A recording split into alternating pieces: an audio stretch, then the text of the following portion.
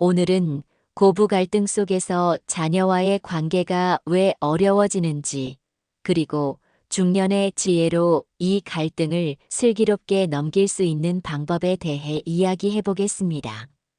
왜 내 자식은 내 편이 되어주지 않는 걸까? 이런 질문 한 번쯤 해보셨을 겁니다. 하지만 이 질문 속에는 우리가 놓치고 있는 진실이 숨어 있습니다.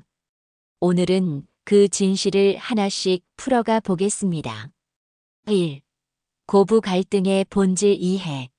먼저 고부 갈등의 근본 원인을 이해해야 합니다. 고부 갈등은 단순히 한 사람의 잘못에서 비롯된 문제가 아닙니다. 이 갈등의 뿌리에는 서로 다른 세대 간의 가치관 차이가 자리하고 있습니다. 어머니 세대는 가족 중심의 가치를 중요하게 생각합니다. 반면 자녀 세대는 개인의 행복과 독립을 중시합니다.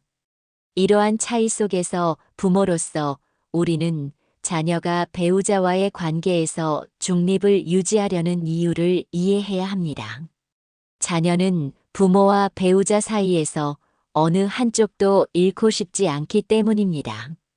그렇다면 자녀의 입장은 어떨까요? 자녀는 갈등의 중심에 서 있는 것만으로도 큰 부담을 느낍니다.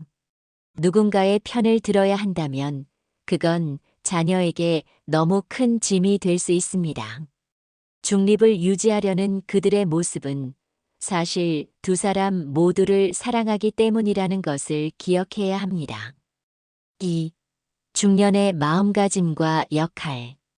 고부 갈등을 슬기롭게 넘기기 위해 우리는 어떤 태도를 가져야 할까요? 중년은 인생의 지혜와 성숙함을 발휘할 수 있는 시기입니다. 다음 세 가지를 기억해 보세요. 자녀의 선택을 존중하기. 자녀가 내 편이 아니라고 느껴질 때 그들은 단지 중립을 지키려는 것일 뿐입니다. 이 점을 받아들이는 것이 중요합니다. 자녀를 배신자로 보지 말고 오히려 자신만의 방식으로 가족을 사랑하고 있다는 것을 인정해 주세요. 감정의 거리두기. 고부 갈등은 감정적으로 휘말리기 쉽습니다.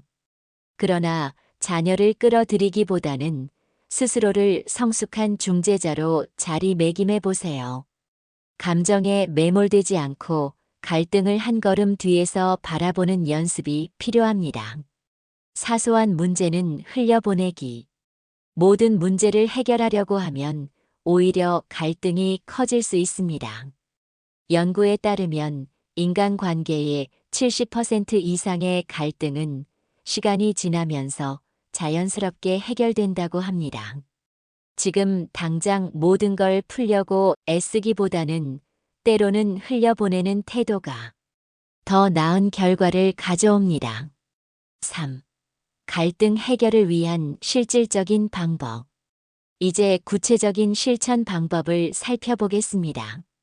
직접 대화 대신 자녀를 배려하기.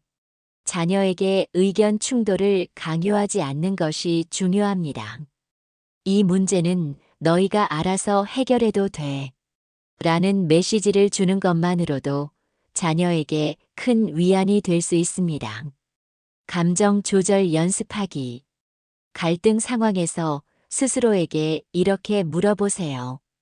왜 내가 이렇게 화가 나는지, 진짜 문제는 무엇인지. 감정을 통제하려는 노력이 갈등의 불씨를 줄이는데 크게 도움이 됩니다. 배우자와의 열린 소통 유도하기.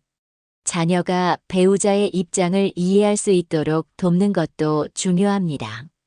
배우자가 어떤 점에서 힘들어하는지 자녀가 공감할 수 있도록 설명해 보세요. 이런 작은 노력들이 쌓이면 고부 갈등이 더 이상 큰 문제가 되지 않을 것입니다. 4. 결론 및 마무리. 중년의 고부 갈등에서 자녀는 내 편처럼 느껴지지 않을 수 있습니다. 하지만 그건 자녀가 우리와의 관계를 놓고 싶지 않기 때문이라는 점을 꼭 기억하세요.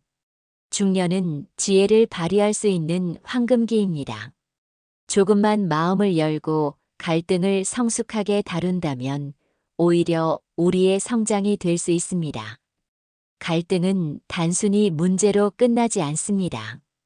그것은 새로운 관계를 만들어가는 기회의 시작입니다. 여러분은 고부 갈등에서 자녀의 역할을 어떻게 생각하시나요?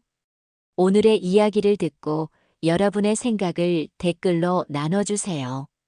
우리가 함께 이야기 나눌수록 더 큰 지혜를 얻을 수 있을 것입니다.